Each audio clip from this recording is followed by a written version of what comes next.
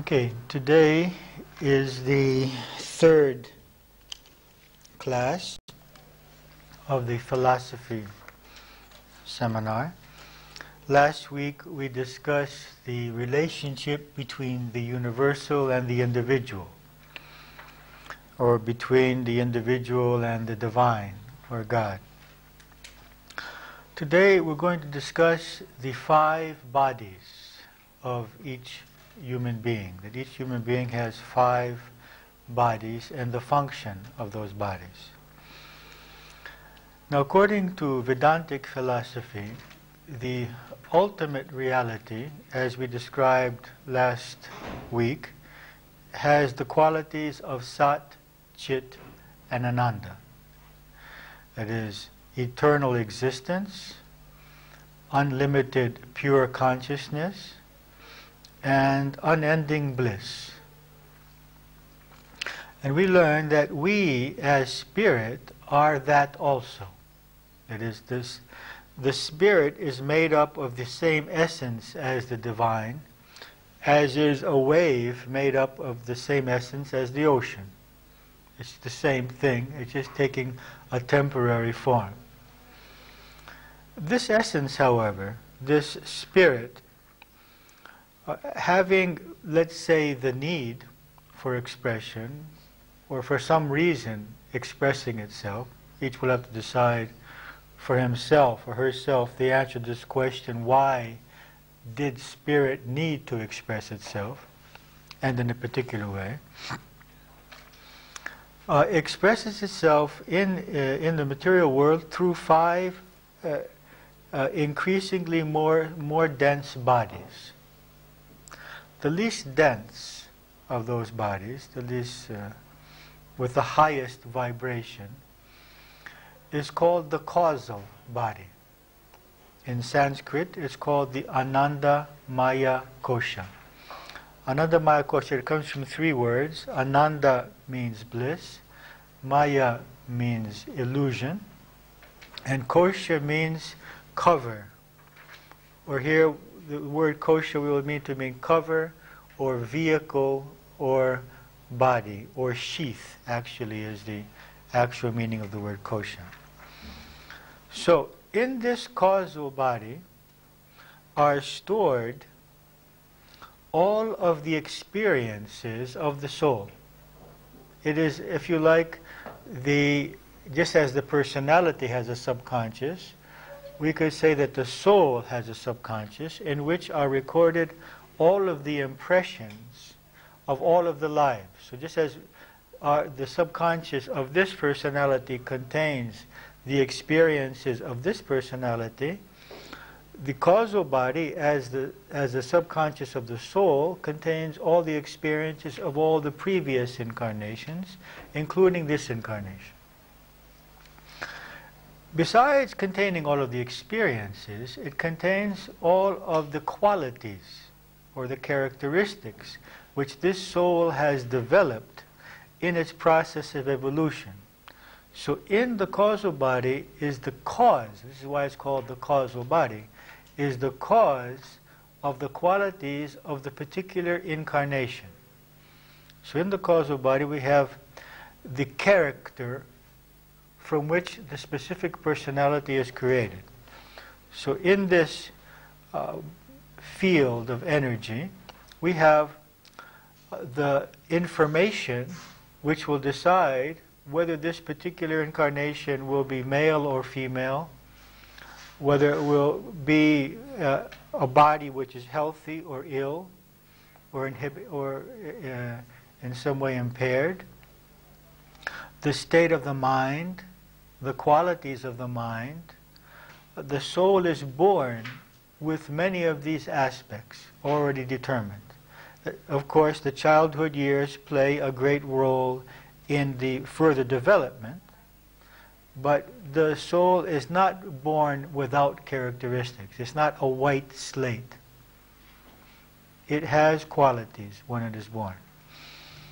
Now, this causal body has also been called the morphogenetic field, coming from 2 Greek words, morpho, which means form, and genetic, which means to give birth to.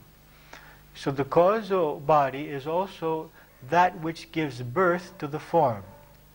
We discussed this morphogenetic field when we discussed our ability to affect others by making changes in ourselves. So we have a common subconscious, if you like, or a common superconscious, in which the qualities which we develop are deposited, if you like, in this cosmic bank account, or this cosmic storehouse of human qualities.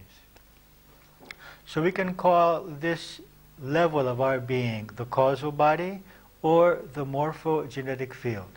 And this part of our being continues to exist after death. This is what creates the continuum between one life and the other. This is what allows one life to be connected to the other, because the qualities which I develop in this life will be stored in this causal body, and in my next incarnation I would then project a new personality in a new body based on the qualities which I have developed in this life in addition to all of my previous lives. You see? So this is why this is the cause of the incarnation. And it's the source of our character. And the source of many of our talents and abilities. For example, some people we see without even having to study something are able to understand it and do it very easily in comparison to other people. And the logical explanation would be that they have dealt with this in previous incarnations, and that this information is available in their causal body. And so it takes them much less time to master this particular activity or knowledge. On the other hand, we could say that that's also the source of many of our unexplained fears or habits, because we may have fears of things with which we have had no contact in this life. And a logical explanation would be that in order for me to fear something I've had no contact with, I may have had contact with that in a previous life. So a lot of phenomenon can be explained through the presence of the causal body. As we come down, then we find another body, or level of our being, which is called the higher intellect. Or in Sanskrit there's two words. One word is buddhi, like Buddha, but buddhi. And the other word is a rather long word. It's Vijnana Maya Kosha. Vijnana Maya Kosha. Vijnana means wisdom. So this is the body or the sheath of wisdom. Or it's also called the higher intellect. Or it's also called the witness. So this is the part of our mind which is able to observe our personality and evaluate the way our mind and personality function. This is the part that watches how we function. It may also be associated with the conscience. If we had to put the word conscience somewhere, I would put it with the higher intellect, that it has discrimination. Not difference between consciousness and conscience. Conscience, we're talking here about the part of ourselves which understands right from wrong, what is useful from what is unuseful, which has discrimination, spiritual discrimination. So the ultimate purpose of the buddhi, or the higher intellect, is to observe the mind, to analyze the functioning of the mind, the personality, and gradually correct it. That is, gradually correct the malfunctioning of the mind. That is, emotional mechanisms, desires, habits, fears, wrong beliefs, misinterpretations, to observe these, to analyze them, and to correct them. The way this is developed is through meditation and also through self-observation and self-analysis. The third body, as we go down in density, is called the Mano-Maya Kosha. Mano, manas means mind, and so this is the common mind. Okay? including the conscious and the subconscious. And this is the mind whose function is to be a window between the soul and the outside world. It's the mind that allows us to function on a daily level, to earn our living, to communicate with people. But it's a mind which is very much programmed. It's the mind which is programmed by society. And it has many false programmings. It's a mind which fears, which has many doubts about ourselves, about our security, about our self-worth, and a mind which has many emotional mechanisms which create a negative reality for us and for people around us. And so the purpose of the higher mind is to observe this mind and to make it a useful instrument. You see, the whole thing is hierarchy. All parts of our being are necessary. The thing is that the hierarchy should be correct. That is, the lower mind should not be covering the higher mind. And the body should not be telling the mind what to do. You understand what I mean? The mind should be telling the body what to do. And the higher mind should be telling the lower mind what to do. So we are in reverse gear. Whatever our body wants, our mind follows. And the higher intellect is virtually asleep. Okay, so this is the mind which is interested in survival, in being able to survive in this world physically and emotionally. That is, to have, when I mean survive, I mean also to survive in terms of our self-worth. Okay, so it's constantly seeking security, self-worth, pleasure, affirmation in the world.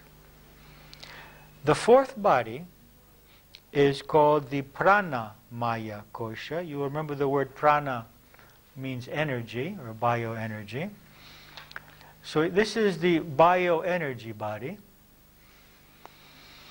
which is a very important body. Of course, all bodies are equally important, but this one is important because it is the basis on which the others are connected and work.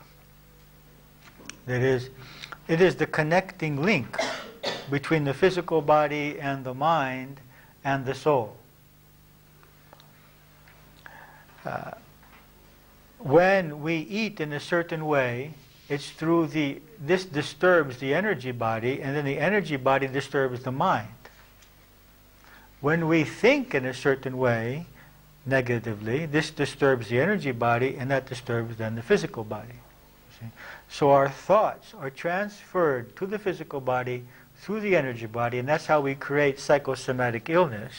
And our ways of eating and walking and standing and sitting and our lack of exercise and our lack of breathing, or the opposite, proper eating and proper exercise and proper breathing, are transferred through the energy body to the mind.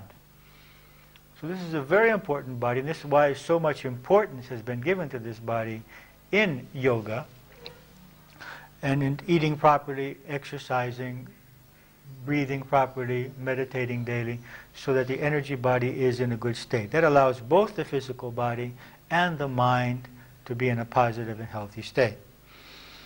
So all of our functions, that is, everything that we do, from thinking to walking, to gardening, to making love, to singing, everything that we do is a function of this energy. It's like there is one energy in this electricity in these walls, and it can be expressed as light, as sound, as image, as air, as heat, as cold. That is, the same energy, through a different vehicle of expression, shows itself in a different way. So this one bioenergy, which is in our body, heats our body, digests our food, allows us to think, and all human functions, unconscious and conscious, are based on this energy. And this is why it's so important to keep this energy at a high level. It is also, however, the energy through which we connect to the universe around us. It is the basis of our relationships, of giving and receiving energy. It's the basis of our connection with nature.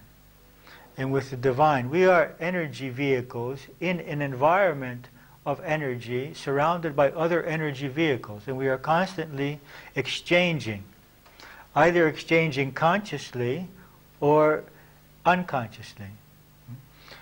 You have heard of the various games for energy in the Celestine prophecy of playing the interrogator or the intimidator or the aloof or the victim, and these are unconscious ways of trying to get energy. But then there are also conscious ways, such as loving, appreciating, praying, meditating. And so we can either try to fill ourselves at our energy level unconsciously by playing games, or consciously in various ways. And the last body is the body that we all know. It's called the Anna Maya Kosha. Anna means rice in Sanskrit. So it's the body made of rice, at least in India. And so it's the physical body, which is comprised, first of all, of the two master systems, the nervous system and the endocrine system, which are controlled by the pituitary and the hypothalamus. And then from these two systems, all other systems. Most important of all, of course, is the immune system. And then the circulatory, the digestive, the assimilative, the skeleton, the muscles. All of these are controlled by the nervous system and the endocrine system. So you see, we have a hierarchy here. We have this Sat Chitananda, this divine essence, which in its attempt to express itself on the physical level needs to pass through these 5 bodies, which you can see now on the image that you have on the paper. Not the circular one, but the other one, okay? And you have the spirit, which has to pass through, if you like, 5 lenses here. We have the causal body, we have the higher intellect. This aperture here is the aperture between death and life, or the aperture between the material and the spiritual worlds. And on the other hand side, we have the mind, the common mind, the energy body, and the physical body. So this light of the soul, this light of the spirit, we should say, passes through the causal body, the higher intellect, the mind, the energy body, and the physical body. And as it passes through each of these filters, this light is in some way lessened and distorted. So when we see a human being, rather than seeing the divine essence of that being, we see this image, which is the image which is created by whatever images are on these lenses as the light, as this Sat Chitananda, as this consciousness flows through them. So basically based on the qualities which are in the causal body and on the mind. So the physical body is actually just a projection of the mind. And that's why if we begin to think differently, our health can change completely, and even our appearance. We can be appearing totally differently when our thought processes change. Now, let's look at this in terms of life and death. So we have this spirit which is eternal. Excuse me. And then we have the causal body and the higher intellect, which we'll call the soul, which continue to exist even between incarnations. On incarnation, what happens? The qualities, the energy of the spirit, or the consciousness of the spirit, projects through the causal body and the higher intellect beyond the aperture of life, creating in the physical world the appearance of a physical being, which is comprised of a mind, an energy body, and a physical body. When so-called death happens, what happens? This consciousness is drawn out of the body, out of the mind, and continues to exist now on the other side of the aperture. The soul continues to exist. The only thing that has changed is that the projection into physical reality has ceased to be. So it's a whole process of projection into physical reality, withdrawal from physical reality, projection again, withdrawal again, and this is what we call life and death. Nothing is happening to the spirit, and the causal body is simply undergoing changes in each of these projections as we in the physical world go through experiences in which we learn. As I learn, as I change my personality, I change my character, those changes are recorded in the causal body. And so on the next projection, I am projecting these new qualities, and there is an evolutionary process. Of course, in the causal body, I still have qualities which I have developed in many past lives, so it's not a steady upward movement. I may have developed certain qualities now, but I still may have certain lessons stored in my causal body which have to be projected in the future lifetime. But we can see from this image, there's really no such thing as death. There is just simply the temporary projection of this consciousness into the physical world, and then the withdrawal of that consciousness from the physical vehicle. And that any qualities that we develop, any positive traits and any negative traits, are simply carried over because they're stored into the causal body.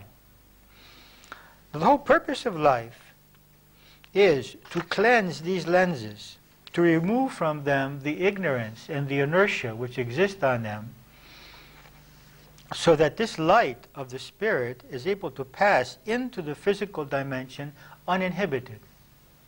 An example of that is Christ.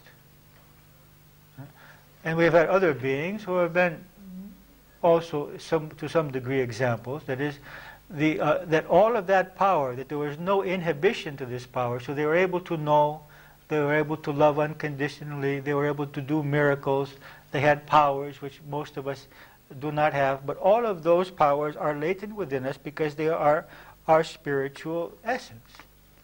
The only thing is that we have in our causal bodies and in our minds these various inhibitory factors which prevent us from being able to manifest. We don't have enough faith in ourselves or in the divine in order to manifest those powers. It's a simple matter of faith.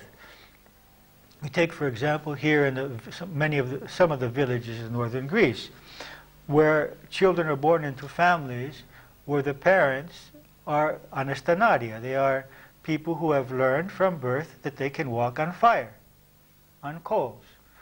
And the children, being born into such families, are born into the thought form that we can walk on coals.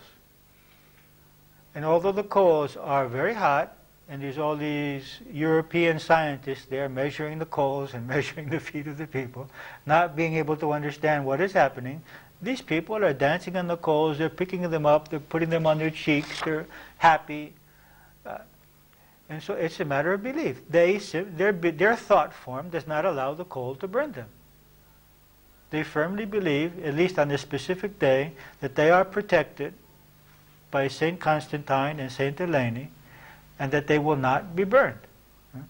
So it's all a matter of belief. Belief creates reality. So whatever beliefs are stored on these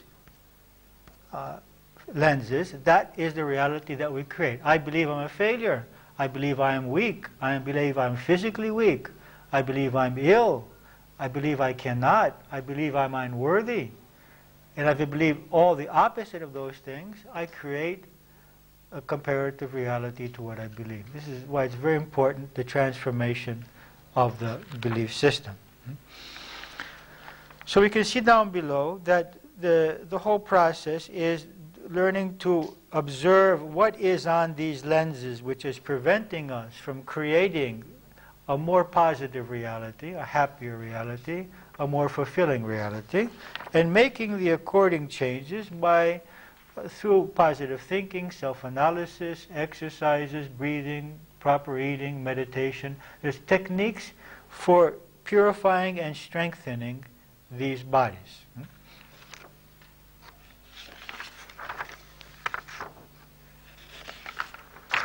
Now, look at the image on the back of that page. Now, what we have here is the same concept, but employed universally. So we have in the center the God, the universal consciousness, and around that you see a number of going outward, a number of like filters, which are, it says CB, causal body, HI, higher intellect, mind, energy, and physical body. And you see, so the idea here is that in the center there is this divine consciousness, and all beings that we see around us are beings which contain these 5 bodies. But they're all getting their energy, they're all getting their existence from one center of consciousness. So each of us is an expression of this one universal consciousness, which we discussed last week, which is flowing through these 5 different bodies and appearing differently in the physical realm. Now, what we tend to do is to judge people by their appearance, by their physical appearance, and by the appearance of their personality.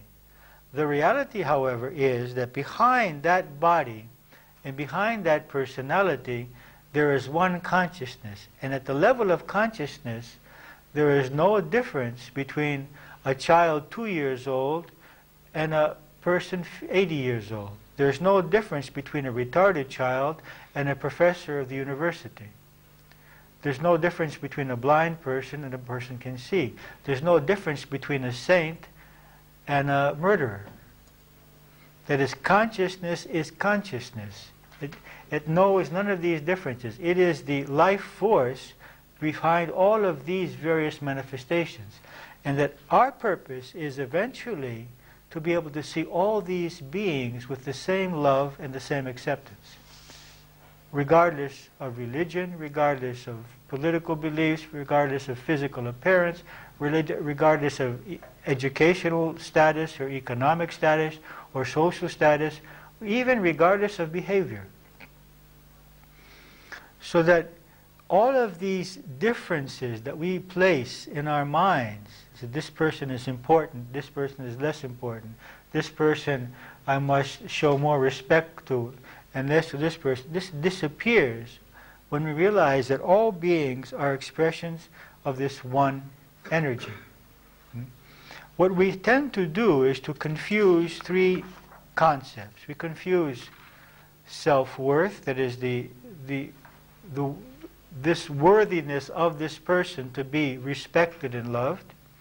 We confuse this with ability and ethical behavior. A person who is capable then naturally has the right to take a position in society so that he can fulfill certain obligations which a person who is incapable is not able to do. The more capable he is, the higher the position he should have in any kind of structure. But that does not give him the right to more love or respect. If he's ethical, then he has the right to be free. If he's not ethical, he needs to be contained. But still, even if he needs to be contained, he deserves the same love and the same respect. So worthiness, ability, and ethical behavior need to be distinguished between. All beings deserve the same love and the same respect. They may not deserve the same position in society. It would be illogical to put someone to teach mathematics who doesn't know mathematics, or for someone to play in a symphony who can't play an instrument. I mean, it just doesn't make any sense. But doesn't mean that I'm going to love or respect this person less or more, you see? And it's the same thing with the lack of ethics. If that person may have lost contact with his conscience, but he needs help, he needs love and respect in order to heal himself. He doesn't need to be rejected or hated by anybody. Okay, so this is easier to do when we realize that there is this one divine consciousness behind all beings, and the only difference is that in one of these bodies something is blocked. Say, for example, in the unethical person, his higher intellect is blocked. It's handicapped. Another person, the mind may be handicapped. Another person, the energy body may be handicapped. Another body, the physical body could be handicapped. The same light is behind all of these. It's just that at some point that light coming through is getting stopped. Either at the point of the higher intellect, or at the mind, or at the energy body, or at the physical body. But it's the same divine essence. behind that. And when we connect with that, it's much easier to love. It's much easier to feel unity with people. Otherwise, we get caught up in the differences and get very confused. Okay. So, that's the lesson for today, that we, as spirit, may be perfect. It is said that we are perfect. But as soul, we are in a process of evolution, of being able to express that perfection in the physical world. And that which is our real time existence is the soul, which contains of the causal body and the higher intellect, which remain intact after each death. And that each lifetime is just a projection of a new mind, a new energy body, and a new physical body, which the qualities of which are dependent upon the characteristics which we have developed throughout our lifetimes and which are stored in the causal body. As spirit, we are beyond all of this process. We're not involved at all. So we see three dimensions of our being: the soul, the spirit, the soul, and the personality. In the personality we mean the mind, the energy body, and the physical body.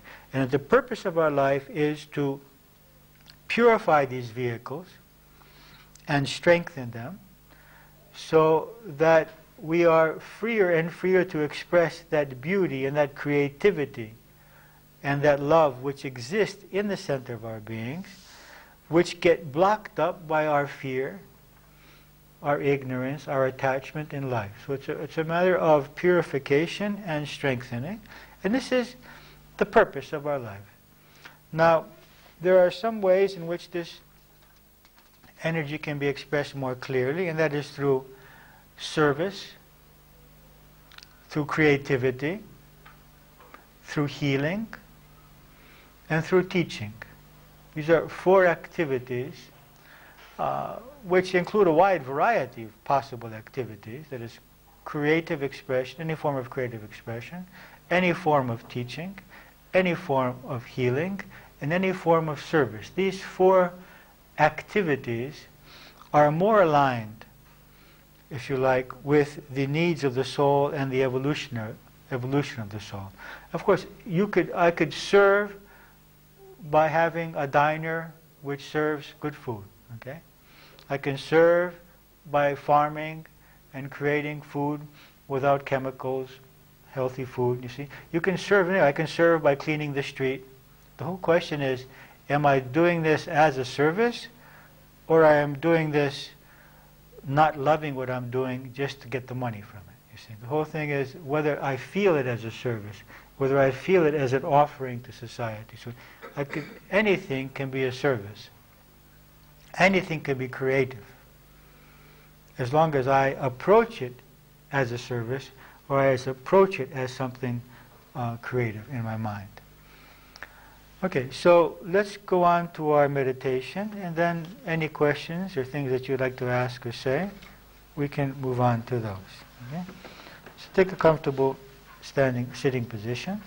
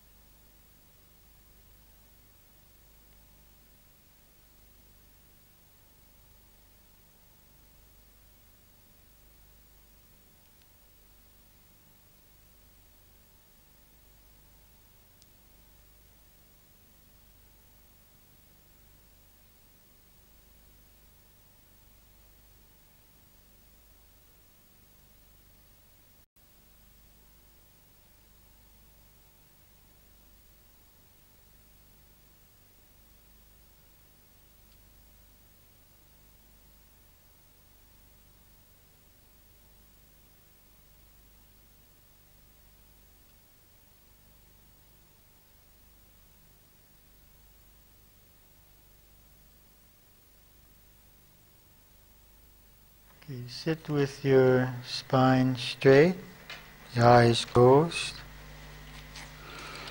Begin to focus on your breathing. Breathing slowly and deeply.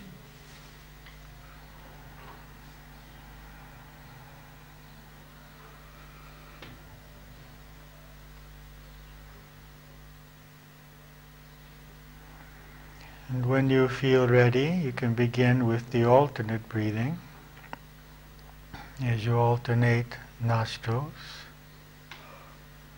with your right hand.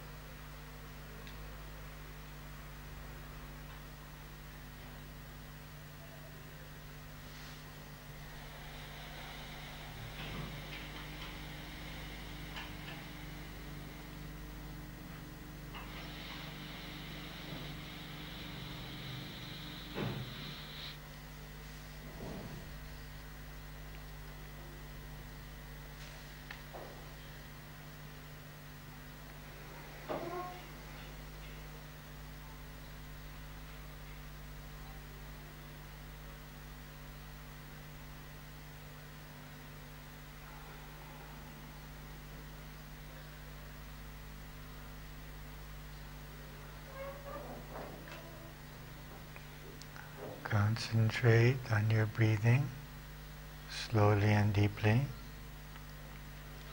moving the energy upward as you concentrate on the energy centers.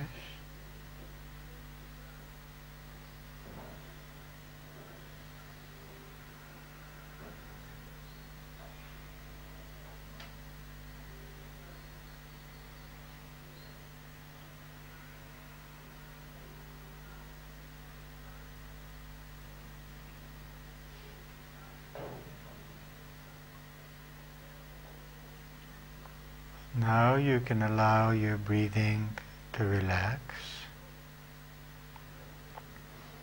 to continue naturally, and sit with your body more straight.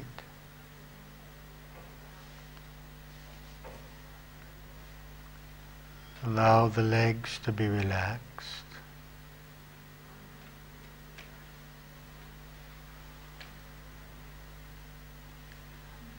Allow the abdomen to be relaxed.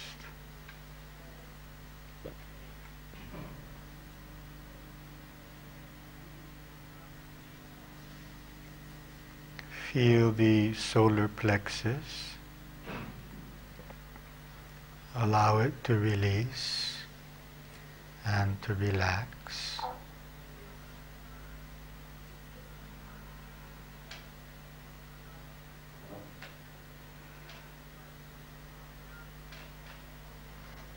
Allow your shoulders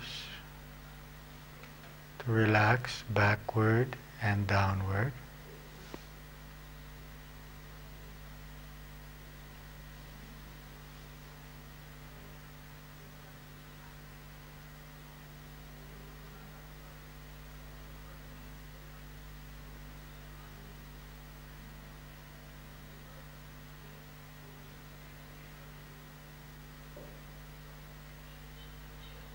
Allow the muscles of your face to relax.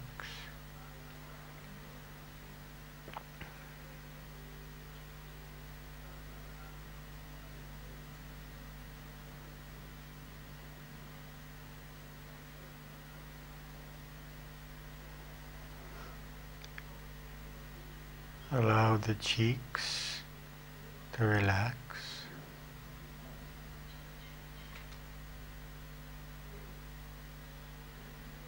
The eyes, allow the eyes to relax.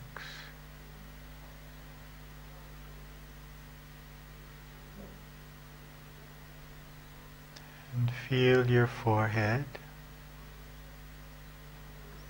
Allow the forehead to relax.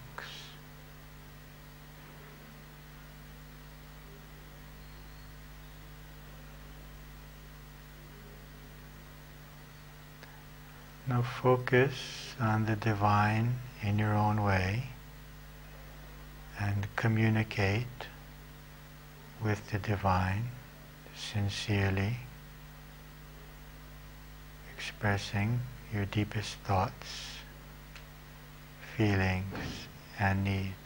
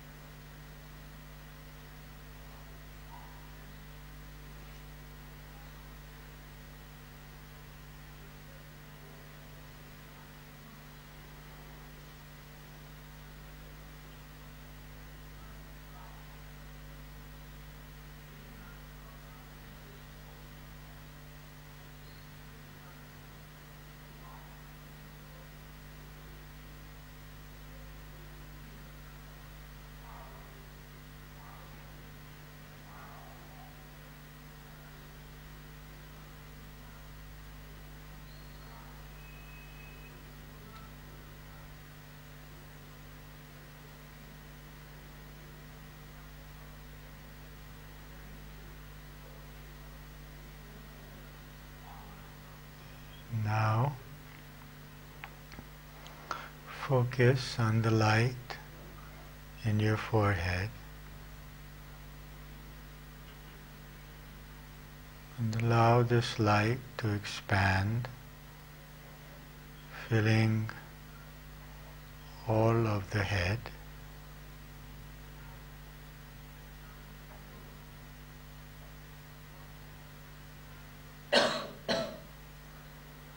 And allow the light to flow into the brain, bringing peace to all the cells of the brain.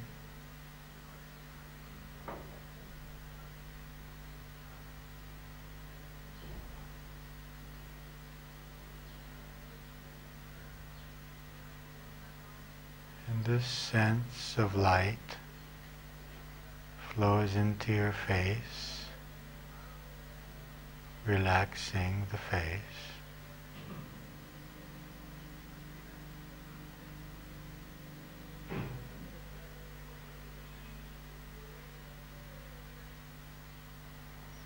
It flows into the neck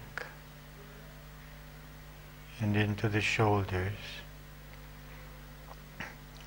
relaxing these areas.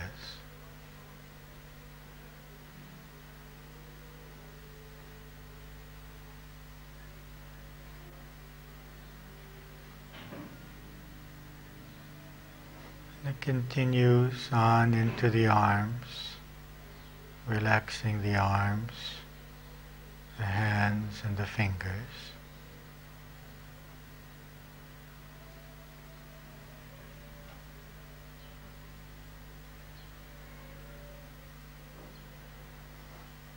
And the sensation of light establishes itself in your chest area, like a flame or like a spiritual sun shining in your chest.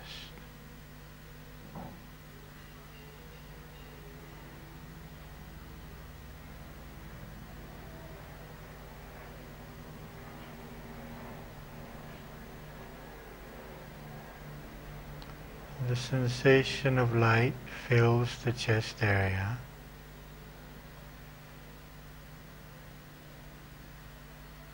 And flows into the solar plexus.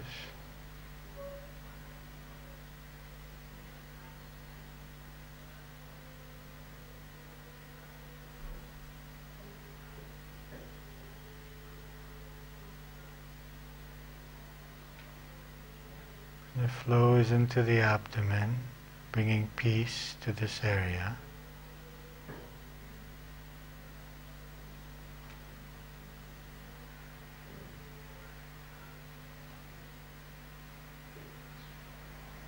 It flows into the legs.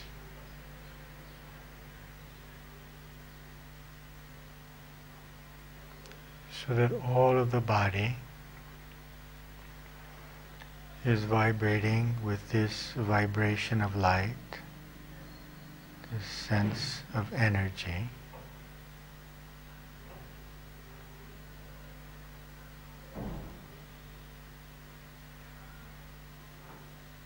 And if any parts of the body are resisting, are tense, or dark, allow them to open, to relax, and to receive this vibration of light now.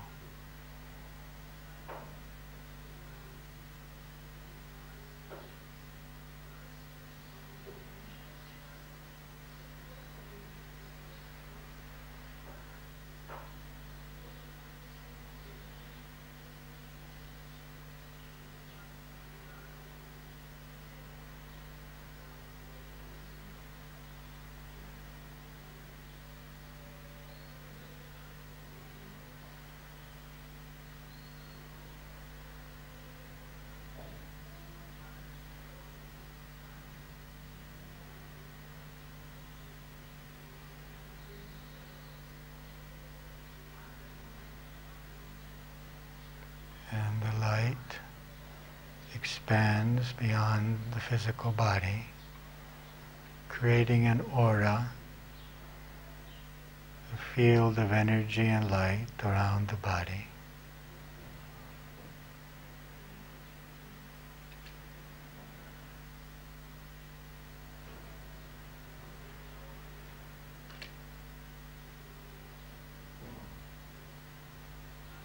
And the light within unites with the light without.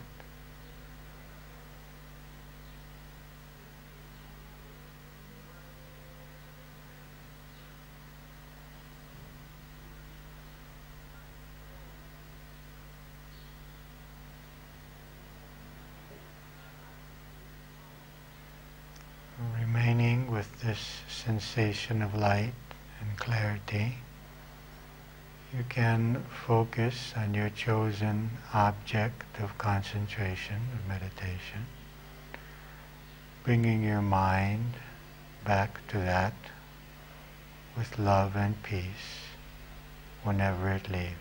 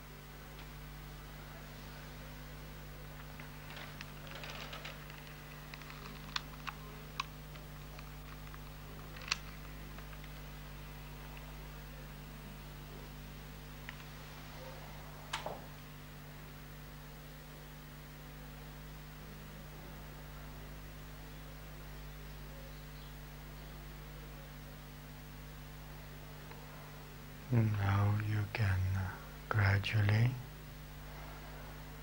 come back to the waking state of consciousness.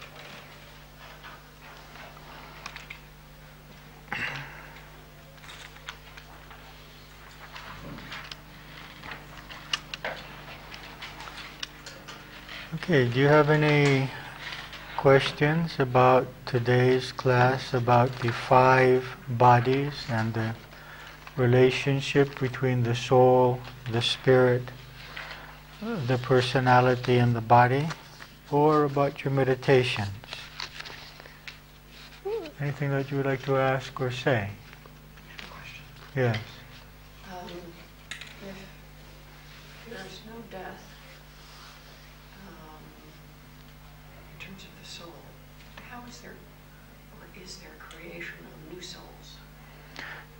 Theoretically, according to this philosophy, there cannot be a new soul, because the soul is eternal. Well, we have to distinguish here between the spirit and the soul.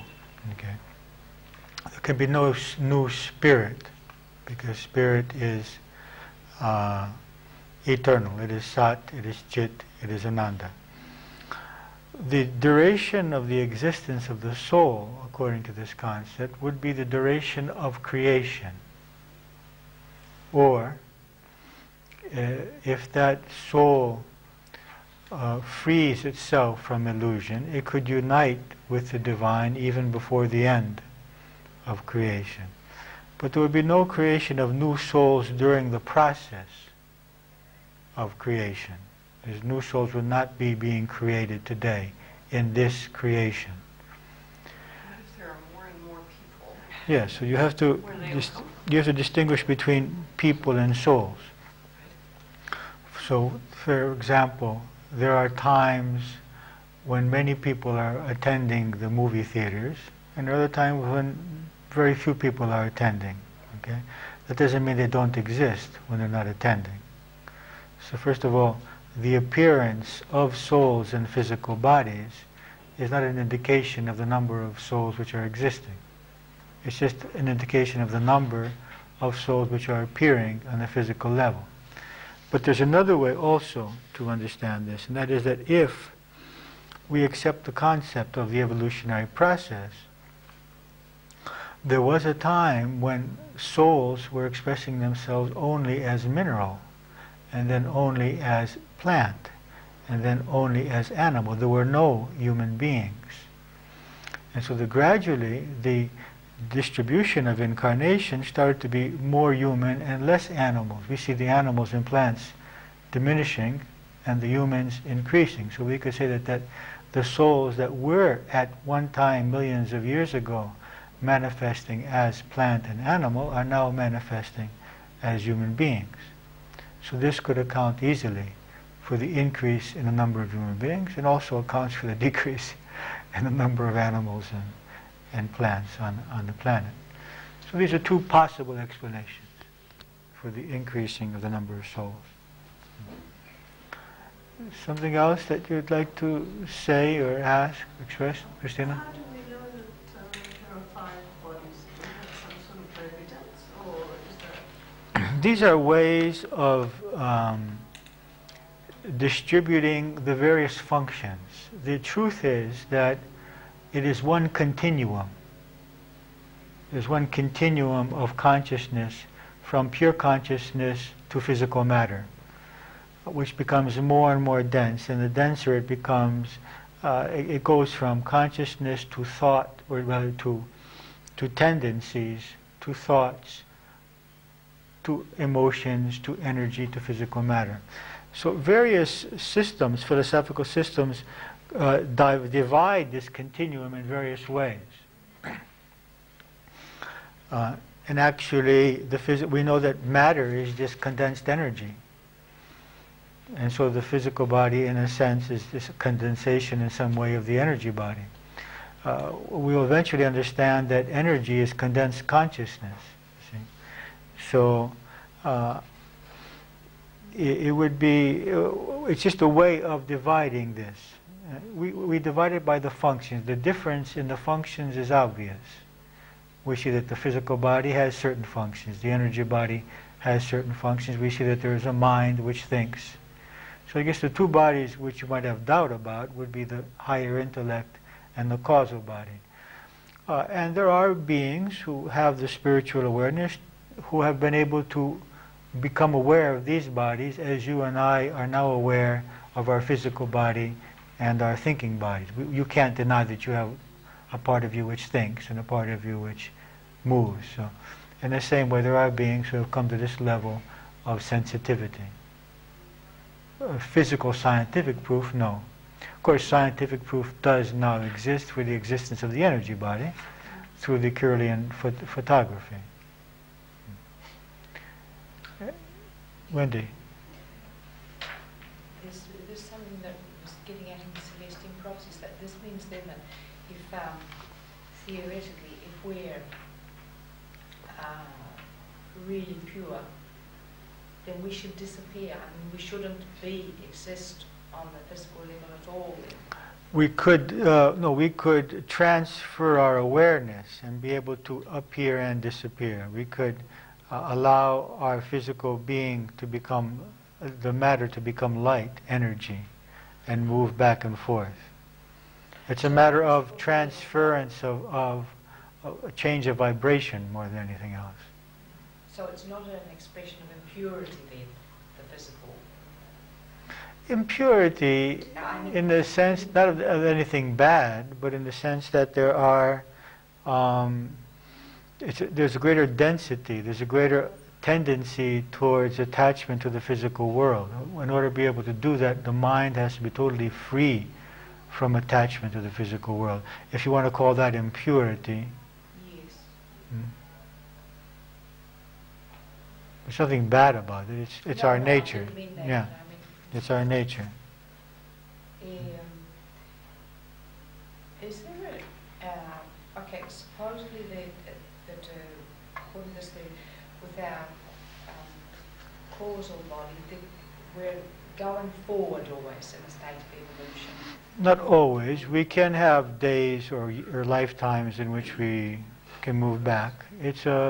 There can be movement backwards. But the general trend is... The general trend would be upward, yes. Is there if we go back sometimes, is this perhaps an inter-responsibility for our evolution as a one body? One body of humanity, you mean? Yes, I mean one that we all come from the same source. Yes. And because some are going forward at a slower rate, we perhaps have to go back to bring them forward. I'm not expressing it. I understand what you're saying. I never thought of it that way. I don't think that we have to go back in order to be able to connect. We just simply have to be able to understand how people are feeling, what they are focused on, what they are interested in order to be able to help them move up. I wouldn't say that a soul has to deny its evolutionary process in order to be able to connect with the bulk of humanity, if that's your question. Not exactly. As part of our karma, let's say,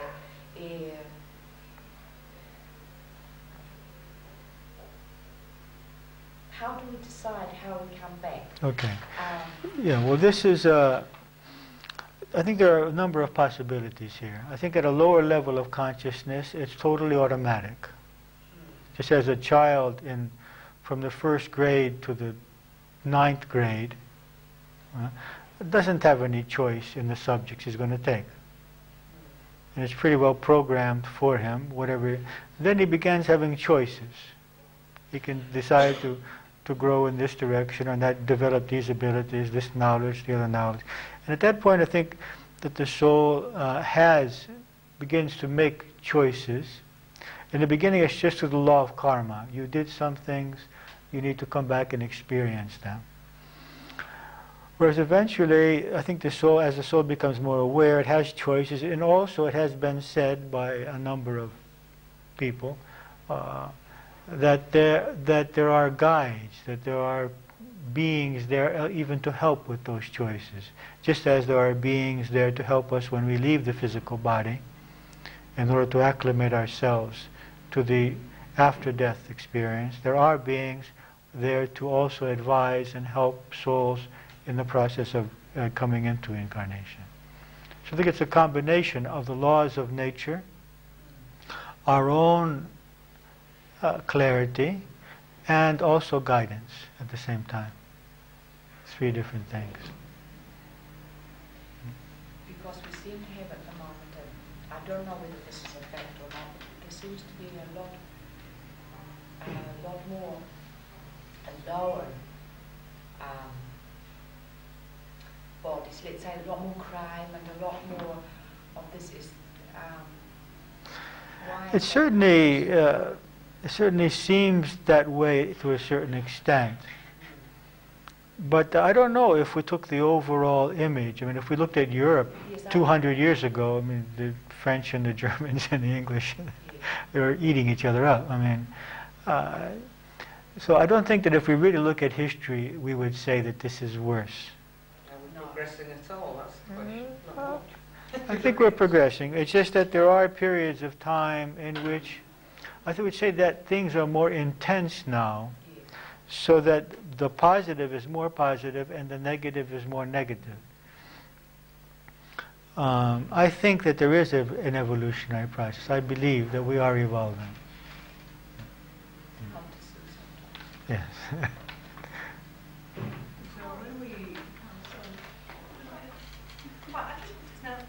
What happens to animals? I mean, does an animal always come back as an animal? According to this concept, no. There's two aspects here. Okay, there's the aspect which existed millions of years ago when there were only animals, okay, as vehicles. See, there are no animals. There are no humans. These are all just vehicles for consciousness. Okay, so there's no animal. There is consciousness, there is spiritual consciousness, which is expressing itself as animal, as human, as plant.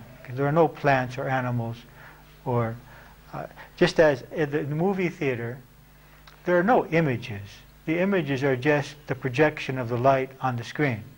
The images don't actually exist. Okay, so I think at one level, the animals were the soul in the process of evolution, and eventually that soul began expressing itself as human. Now, I think there's another situation, and that is that there are certain what are called devas, or spiritual beings, who can be responsible for the balance of life on the earth by keeping alive the various types of animals and plants. So it could be an individual soul process of growing, or it also could be that there is a certain deva which is taking care of a flock of sheep, or a forest of pine trees. You understand what I mean? So it's one energy giving life to a whole group of animals or plants, and that is basically to keep the balance on the physical level. But it is possible that a particular soul would begin, that a soul expressing itself as an animal could eventually evolve and express itself as a human being. The human existence is considered actually the most privileged existence, because it's the existence in which you can grow most in the evolutionary process. Christina, did you have something you want to say? Yes, I want to ask, when you die, what do you remember? Do According to the sources that I have studied, you remember everything. You do a review of your life. No. First you do a review of the immediate previous life. Okay? And then you go on to another stage of reviewing your deeper past. And based on that, it's not necessary to remember all the experiences. It's only necessary in terms of the previous life to get the result. The result is you have developed certain tendencies. That is the seeds which have been created, which are existing now in the causal body, which will sprout in future incarnations. So you're not interested in all the details of what you said and what you did, although there will be access to that. What is important is the qualities which you have developed and what further qualities you need to develop. And these qualities can only be developed by reincarnation. The philosophy is that you can only do this in incarnation. You cannot do this between incarnations. So you can't develop at another plane? You can do that once you have pretty much completed your lessons here.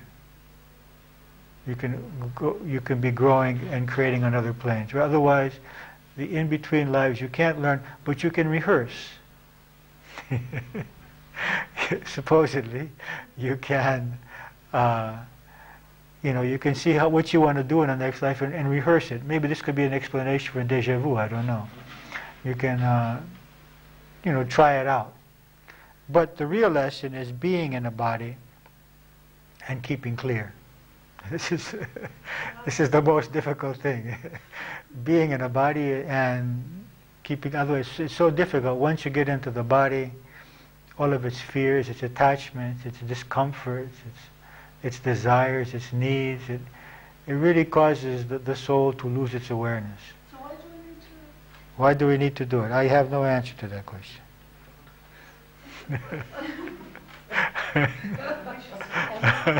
The point is that we are here, or we are dreaming that we are here, or we think we are here, and we need to deal with that and make it as happy and as healthy and as loving and as harmoniously as possible.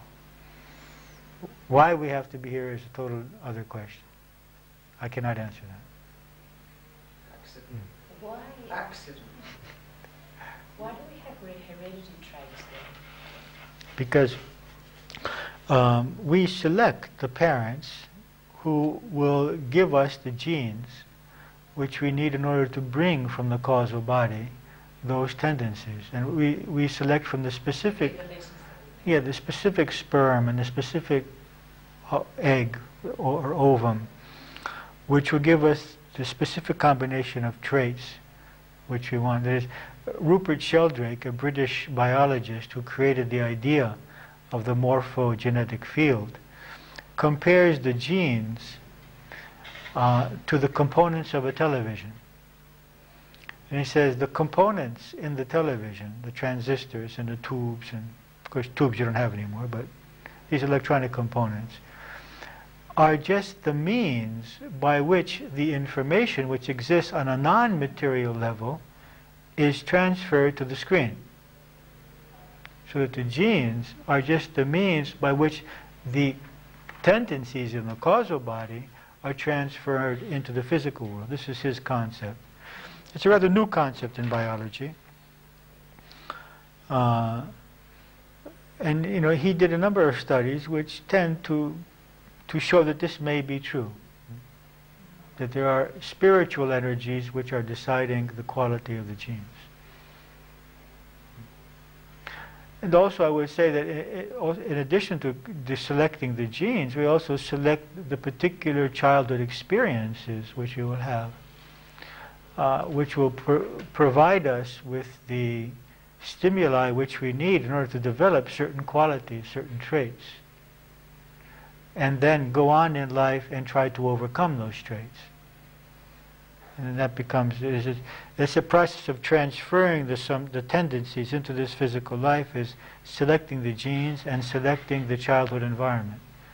So in this concept we choose our parents fully knowing the way their economic situation, their emotional situation, their relationship between themselves, knowing exactly what would be happening in those early childhood years. And then when we become conscious, we have the free will of trying to change the effect of that, which is just a carryover. It's like a billiard ball hitting the next ball, and the momentum and the direction of that first ball is carried over in the second. And that second one hits the third ball, and that same momentum and direction is carried by the third. So one lifetime, the momentum of the previous lifetime is carried by the next, and that's carried by the next, carried by the next. Yes? Question about the concept of not having a greater or lesser respect for people based on their worthiness, their ability, or their ethical behavior. I can understand that with respect to love, but with respect to respect, how does one differentiate them between right and wrong? No, we could fully respect someone, but also realize that they need to be contained in prison or in some kind of rehabilitation program, because they need this as a soul, and because their loss of awareness of the truth causes them to be dangerous. I don't have to beat them or curse them or hate them in any way. I can love them and respect them, just realizing that they are handicapped ethically. I mean, just as we have physical handicaps and mental handicap, we have ethical handicaps. But how can you love Hitler? Huh? How can you love a Hitler? I mean, You can love a Hitler by realizing, first of all, that as a soul he is confused, just as I am confused. And I have to hate myself then, because I make a lot of mistakes in life, you know. So realizing that there is a confusion here, but secondly, realizing that there could be no Hitler if we didn't have this in us. No Hitler could stand by himself. So he was an agent of human evolution. He was an agent of a process, and there are probably millions of Hitlers all over the world. But if there's no one to follow them, nothing can happen, right? I mean, there's probably millions of people that still think like this, you know, or hating certain groups of people. But nothing will ever happen if there's not millions of people to follow them. So they're just playing their role. I mean, take Hussein, for example. Is it possible that the whole CIA and all the Americans were not able to kill Hussein? He's being protected by divine energy. He's playing his role. And Hitler was playing his role. I'm not saying he did a good thing. I condemn what he did. But he's playing his role in the history of humanity. So by understanding this, you don't have any hate. It's okay, he played it. His name could have been Robert. His name could have been anything. You know, he could have been any part of this universal consciousness which was expressing itself in such a way as to bring to the surface this part of human mentality and to see where it leads and to learn from that. If we have, because I see Austria is going in another direction right now. But what about conscience? I mean, if you say, well, whatever I'm doing, it's part of the role that I was meant to play, and therefore. No, we say that in retrospect about Hitler. We don't say that about me now. I am obliged at this moment to function in harmony with my conscience. Some people don't have conscience, though. Yeah, but that's their thing. That's their thing. I myself must always examine what I'm doing and say, would I like someone to do this to me? This is an absolute. But when someone has done something, well, I can condemn him. But Christ said, as you judge, you will be judged. He says, rather than looking at the speck the other person has in his eye, look at the log in your own eye. He says, whoever has not sinned, let him throw the first stone.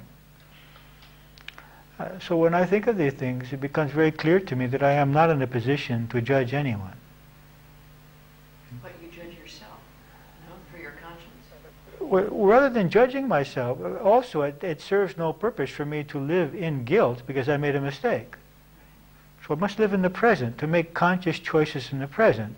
Forgive the past, the others and myself.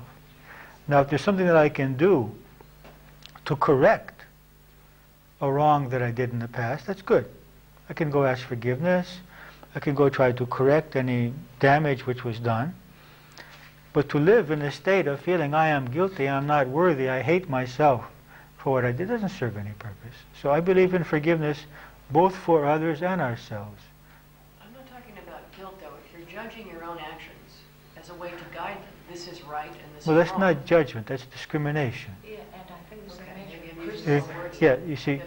it's one thing to discriminate that this is black and this is white. Another thing to say is that this is bad because it's black and this is good because it's white. So, But isn't conscience saying that certain actions are good and bad? yeah, It's good you can to use love the word. people, it's bad to You hurt can people? you can use good and bad, but I would prefer the words useful and unuseful for our evolutionary process. Yes, it's wrong to harm people, and we see that. And that I want to use that knowledge now so as to avoid making mistakes in the present. But I don't want that same thing to make me condemn other people who have made mistakes, or even to condemn myself for the past. It's an instrument which should be used in the present to avoid making mistakes in the present, not getting caught up in the past and condemning people for what they have done. We can condemn the action, and we can fight the action, without condemning the person. The person is a victim of ignorance, just as I am a victim of ignorance. And my ignorance and my selfishness and my ego-centeredness causes me to ignore other people's needs, to act selfishly, to behave in a way which harms other people. And the same happens to other people. It's just a matter of degree. I can find a lot of egotism in myself. So if I just magnify that, I can understand just about everybody, what anybody does. So we can, however, judge the action and fight the action.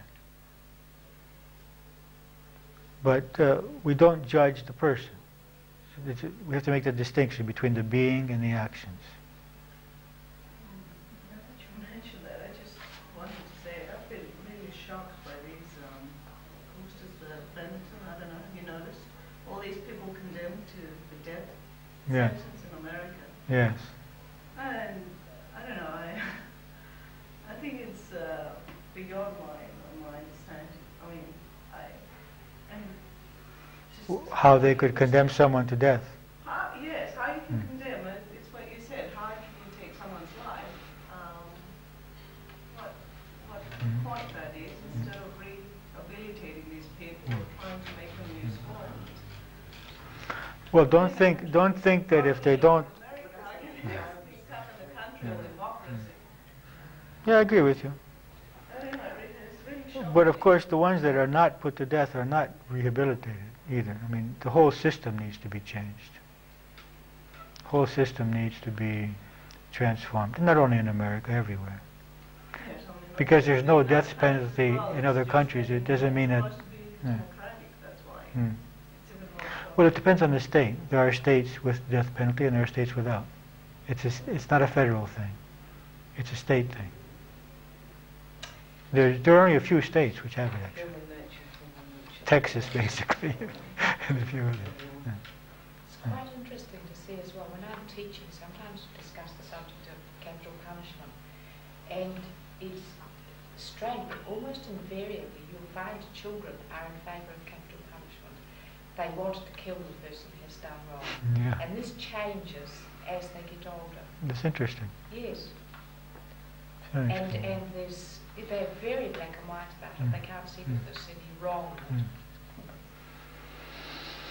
Yeah, the whole idea of revenge or justice, I encountered that last week in Crete, trying to work on forgiveness. And in Crete, the concept of keeping one's face is very important. And if someone has done harm to my family, then I am not protecting my family's name if I don't go harm the person that did it. And it's an interesting concept, which I personally cannot understand how anyone gets satisfaction from from supposedly, in quotation marks, justice being done. I saw it on television last night too, some woman saying, well, I lost my child, but what I ask now is that justice be done, meaning that this other person suffer. This is an interesting aspect of human thinking, which how another person's suffering can lessen mine, or how another person's suffering can vindicate, can give value again to the person that was harmed. It's a very interesting way of human thinking, which I personally consider to be totally logical.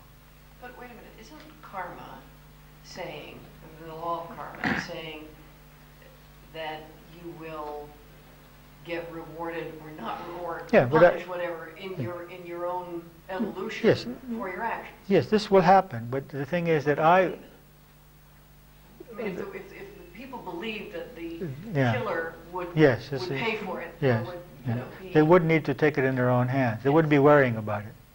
Yeah, this is very true. This happened with me when my father was assassinated, and my brothers wanted to do a contract to get the murderer killed, because there was no law there. It was in Lebanon, and the guy never even went to jail. He walked away.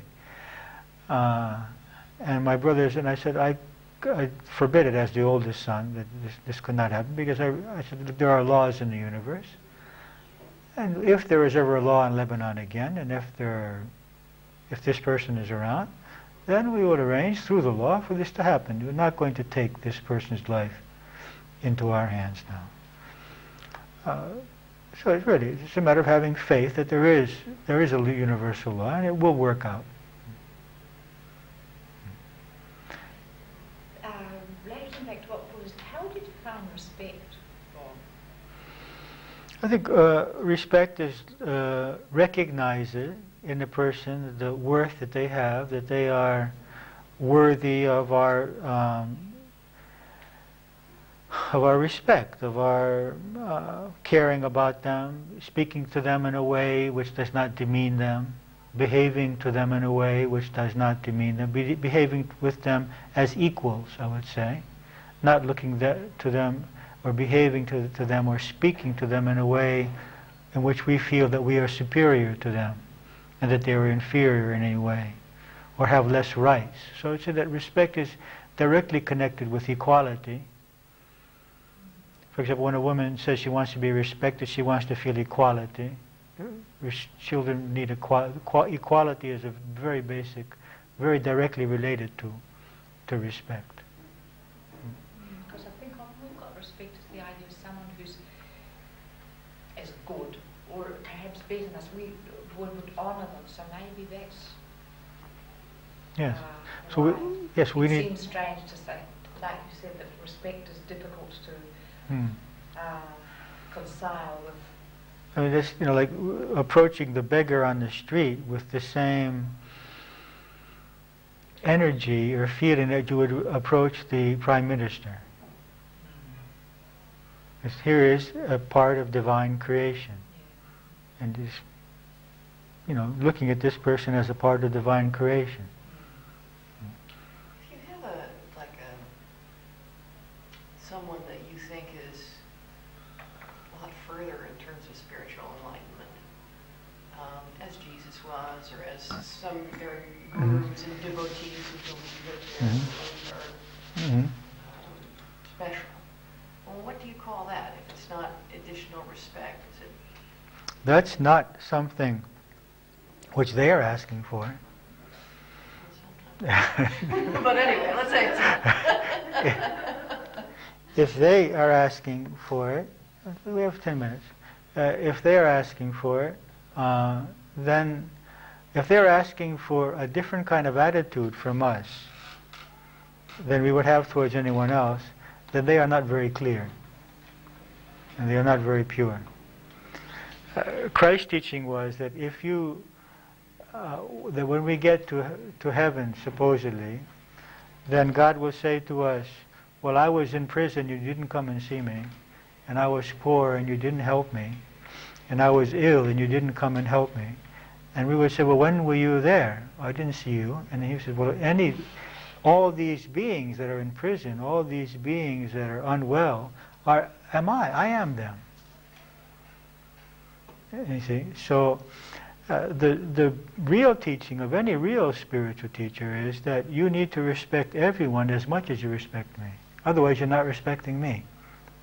No real spiritual teacher would ever accept or ask for more respect for his particular body than another particular body. Because that would be based on ego. Because the real spiritual being realizes that he is consciousness which is in all beings, not the consciousness which is in the specific body. So there shouldn't be, I mean, respect will be there, but respect as there is respect to everyone. And this person shouldn't ask for more respect. Okay, so we continue next week.